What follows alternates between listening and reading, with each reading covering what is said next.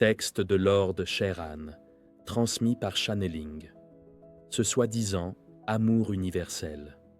Chers amis de Gaïa, je vous contacte au sujet de règles dépassées concernant ce soi-disant amour universel qui ressemblerait plutôt à une idée toute préconçue New Age des années 70 qui revient en force, remise au goût du jour, alors le « tout le monde est gentil, tout le monde est beau » me fait rire parce que ça, si ce n'est pas du lavage de cerveau, alors je ne m'y connais pas.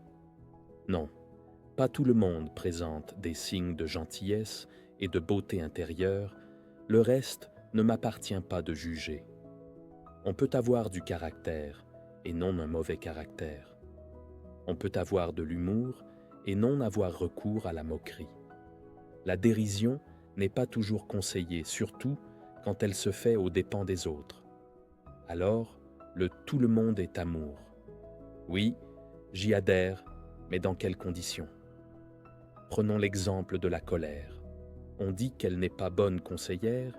Oui, je comprends, mais dans quelle mesure elle doit être appliquée? Seul un maître ascensionné peut vous le dire, mais en aucun cas elle est mauvaise.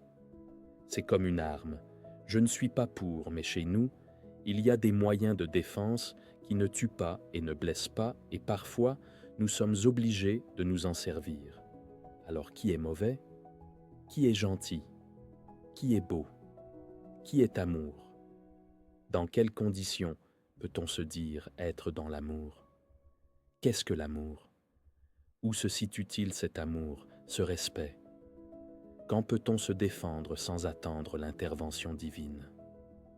Peut-on être plus rapide ou prévoyant et mettre son adversaire hors état de nuire avant d'être touché?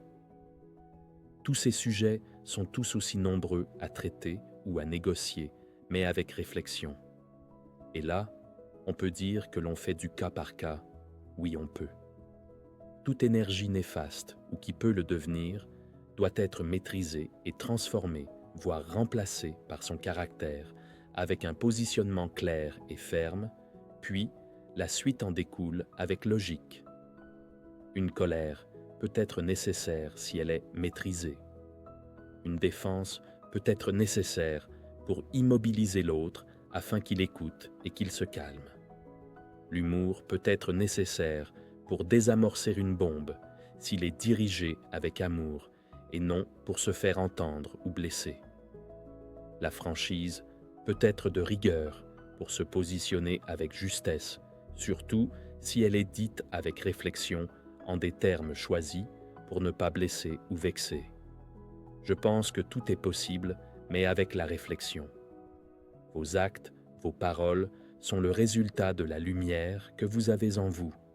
Alors si vous êtes ténèbres, le soufre s'échappera de votre bouche. Par contre, si vous le dites sans implication, sans douleur, avec toute la distance nécessaire, là, vous pourriez avoir de bons résultats, pas toujours visibles à l'œil nu, mais on peut dire que vous avez semé. C'est dans l'amitié et le partage que je vous laisse ce message, avec la complicité de mon Chanel qui ne met aucune réserve sur mes écrits et me corrige parfois en intervenant sans restriction aucune pour me dire que tel ou tel mot est trop fort. Je salue tous mes amis de Gaïa. Merci de votre écoute et à bientôt.